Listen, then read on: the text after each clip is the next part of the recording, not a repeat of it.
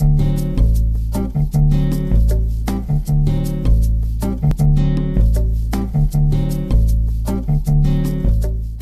regardons un exemple. Donc je considère l'exercice suivant. Vous avez P1 et P2 de programme linéaire.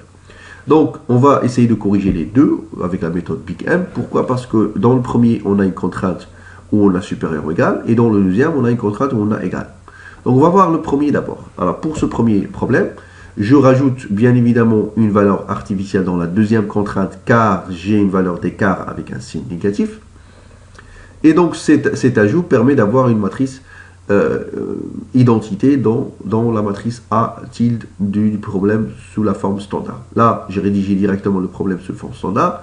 Et là, je rajoute moins m fois a. Donc j'ai besoin de rajouter une seule variable artificielle.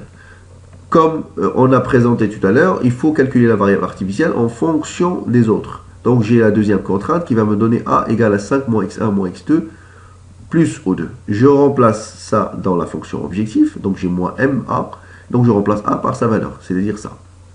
5 moins x1 moins x2 plus O2. Et donc après, j'obtiens z en fonction de ma fonction objectif, en fonction des valeurs des variables économiques, x1, x2 et O2. Et donc, cela correspond à un tableau initial comme suit. C'est-à-dire, j'ai devant x1 la valeur m plus 2, devant x2 la valeur m plus 1, et ainsi de suite. Alors, je prends toujours la valeur la plus grande, c'est celle qui correspond à x1. Donc, x1 est une variable entrante. Et je calcule mon rapport, ça me donne E1 est une variable sortante. Dans la base, comme vous le constatez, vous avez une première colonne de l'identité, c'est E1, et vous avez une deuxième colonne, c'est la colonne artificielle qu'on a faite avec l'ajout de cette variable artificielle. Je pivote parce que j'ai un pivot, que j'ai trouvé, c'est 2, et donc ça me donne une colonne de l'identité en face de x1, parce que x1 a regagné sa place dans la fonction, dans la base. Donc ce tableau-là n'est pas optimal, le deuxième n'est pas optimal non plus, parce que j'ai encore une valeur positive. Je recalcule mon pivot et j'obtiens un troisième tableau. Dans ce troisième tableau, j'ai x1, x2 qui sont dans la base. Cela correspond à une matrice identité, elle est là. Et par la suite, j'ai E1, O2 et A hors base. Ça veut dire que A, elle est nulle. Et donc, ce tableau-là, il est optimal car j'ai un vecteur dn négatif. Le vecteur dn, c'est moins 1, 0, moins m. Et donc, la solution, c'est x1 égale à 3, x2 égale à 2 et z égale à 8 avec E1 nul, E2 nul et A nul. Ça, c'est la solution de notre problème. Mais il faut constater que dans le vecteur dn, j'ai un 0. Ce 0 correspond à un cas d'infinité de solutions. Donc, il y a une infinité de solutions qui est caractérisée par l'existence d'un 0 dans le vecteur dn. Ça veut dire quoi? Ça veut dire que je peux encore pivoter sur la variable O2. Autrement dit, je peux considérer que la variable O2 est une variable entrante. Et dans ce cas-là, le pivot est évidemment celui-là. Parce que je ne peux pas prendre un pivot négatif. Donc, ce qui va changer, c'est que ici, la ligne reste intacte parce qu'il est déjà normalisé. La ligne de z reste intacte parce qu'il contient déjà un 0.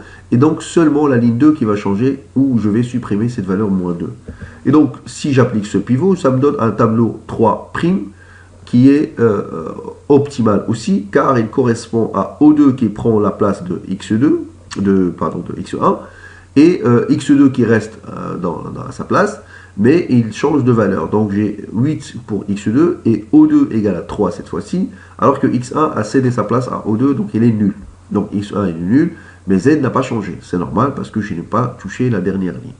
Et donc ça me donne une autre solution. Donc la différence entre les deux solutions, c'est que la première sature les deux contraintes, parce que les deux variables d'écart sont hors base, et la deuxième ne sature pas les deux contraintes, mais sature une seule contrainte, et la deuxième, elle est non saturée.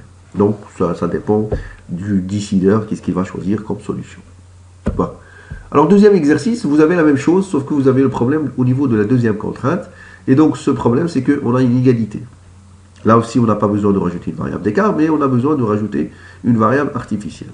Elle est là, et je vais rajouter cette variable artificielle dans la fonction objective de la même façon. Alors, de la même façon, je vais calculer la variable en fonction des variables de décision. Donc, ça fait a égale à 12 moins 2x1 plus 3x2, que je remplace dans la fonction objectif z. Donc, z égale à 3x1 plus 2x2 moins m fois a. Je remplace a par sa valeur, je fais une substitution et j'obtiens finalement la solution en fonction des variables artificielles, en fonction des variables de décision.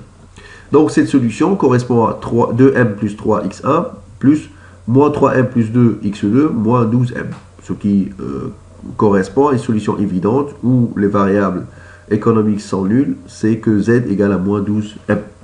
Cette solution n'est pas réalisable. Alors, je dresse mon premier tableau. Dans ce tableau, je prends la valeur la plus grande positivement, ce qui va me donner la variable entrante. Je fais un rapport que ça va me donner la variable sortante. Donc cette variable sortante, c'est E1 qui cède sa place à x1. Et donc j'applique ce pivot. Ça me donne un tableau avec un vecteur dn négatif. Sauf que je ne peux pas dire qu'il est optimal, car ce tableau correspond à à une solution non réalisable. Et donc j'appelle ça un programme non réalisable, malgré que les ingrédients de la convergence d'un programme simplex sont respectés. Donc solution avec un vecteur b positif, donc c'est-à-dire la solution est soi-disant réalisable, et dn elle est négatif, sauf que donc ce dn, dans ce tableau-là, j'ai une variable artificielle qui vaut 8, et donc il n'est pas nul. Donc du coup, cette condition de la fonction de la méthode Big M n'est pas respectée, et cela veut dire que je peux m'arrêter et dire que le tableau n'est pas réalisable. Voilà, ça c'est concernant la partie de la méthode de Big M. Merci et à la prochaine vidéo.